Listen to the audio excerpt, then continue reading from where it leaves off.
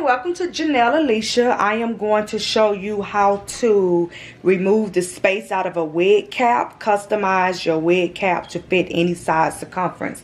So the first thing is, it's so important to make sure that you're starting with the right size wig block and the right size mesh dome cap. Now this is a Q-Fit brand and it says mesh right here. And that's important because I do not use the span dome caps. And as you can see, this is a span. I wouldn't use this type. I always use a mesh. This is for an extra large mesh cap. However, I am just using a regular standard mesh cap. So when you're looking for it, it shouldn't say extra large right here. So now let's get into it. This is a 21 wig block. After you transfer your measurements,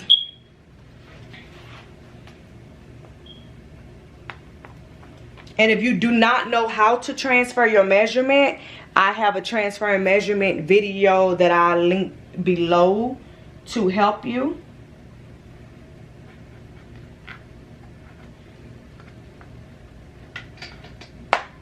Okay.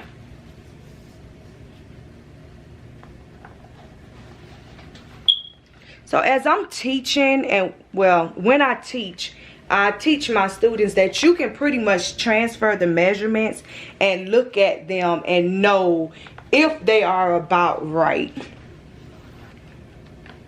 So this is a very small head. 21 wig block. The first thing you do to remove the extra space is to identify if you need to remove the extra space. So that's why I transferred the measurements. This is what I call a V. And you see how it's wide right here? So this should go in the back. This makes a big difference when you're making wigs too. So I'm going to align this with the middle of the wig block because you want to stay symmetrical with everything that you do. Now all I'm doing is just putting this wig cap on at the measurements. When I come here, I do the same thing to the back. And again, I go over the measurements in the video below, how to transfer the measurements. If you hadn't subscribed to my channel, please do so. I answer questions, you all. If you have any questions or anything is confusing about what I'm about to teach you here, do not hesitate to drop me a question. If you want to see a certain tutorial, just let me know in the comment section. So now this is extra space. It's rare that you're going to have this much extra space, but these are measurements. You have a 14 temple to temple, a 12.5 front to nape. So what I do is I just move this pen. I used to take this pen and pin it in here. Now I just pin it right here and I just keep it out of the way. So to remove this extra space, you want to fold it forward. I do not fold in the middle to the back. I know some of you all, and the reason why is because I like quality. To me, it keeps the integrity of the cap. It looks nice inside, and at the end I'll show you what I mean by that.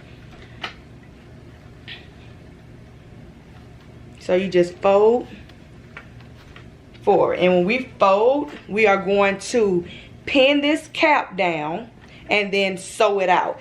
Now, one important thing, you want to make sure that it isn't glove tight, meaning you shouldn't fold this all the way down like this to make it so tight to where you do not have room to pick up any mesh cap. So just enough so that it's flat and smooth for you to put your lace closure or your lace frontal on, and to draw your guidelines, which captures the measurements even more. So I have that folded. I usually just take a T-pen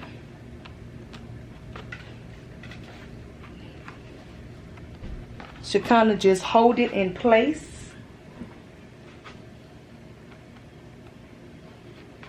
And I folded it on this band part. Now you take your needle and your thread and you just sew out. So here is where the fold begins. So what I'm doing, I'm just going through the mesh. I'm not going through the entire band cap, if that makes sense. So I'm just picking up and then I'm coming where the fold is. I'm looping it just to secure it. Now this is up to you, whether you want to sew like this, which I am not looping, and I'll show you what I mean by that. It's going to stay in place, or most of the time it's a habit because I do sew-ins for me to just loop when I sew. And looping is just taking your thread over your needle, which creates a little bit more stability, keep the track in place when you're sewing, and helps your closure stay flat without shifting. So that's the preference.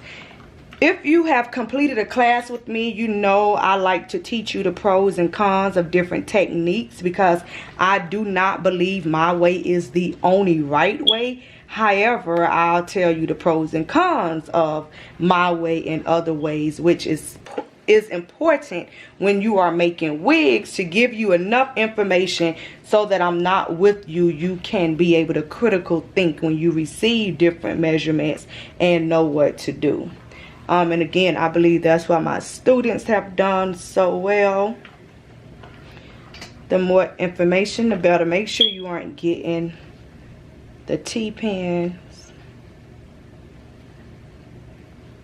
Just move that out of my way. And then I just keep sewing.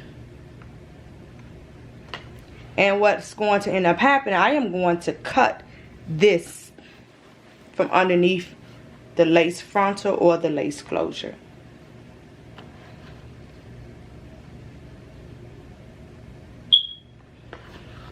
Now usually you'll never have, I'm not going to say never, that's not the right word, but usually your fold isn't going to come before the band. I'm doing this with like some extreme measurements just to hit each measurement that you probably will see. If it's this extreme, you might have to fold like this maybe once every 60 wigs that you make or something. Usually the fold stops about right here.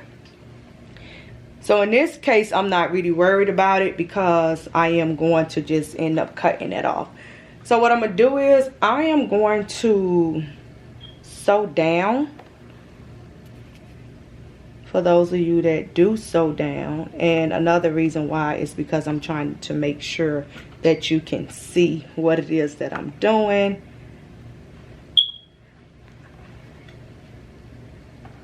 So turn this and you will continue to sew this fold out. So regardless if you sew down, up, it doesn't matter. The goal is just to get this to where you can get all of this space out of the cap.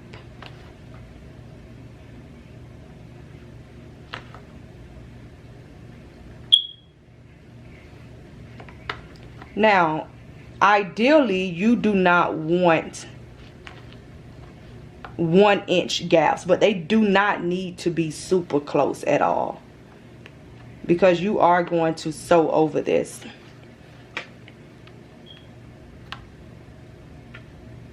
So once you get to the end, you just tie it. Usually what I would do is loop it, but because I made my thread too short, I'm just going to cut it and tie it.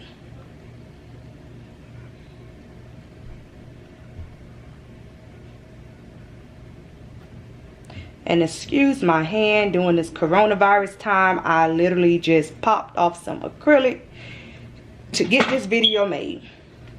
So I do not need these T-pins that's right here. I'm moving them out of the way. Ideally, you want to keep these T-pins where you transferred the measurements.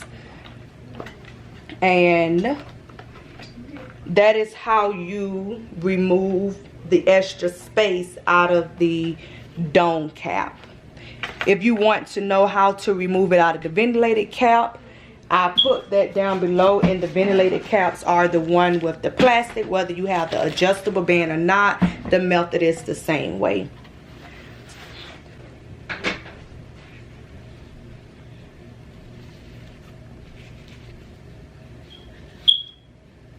So I'll put this back on inside out so that you can see. This is the front and this is the back. So now it just goes directly, and you want to make sure that this is aligned the way it should be.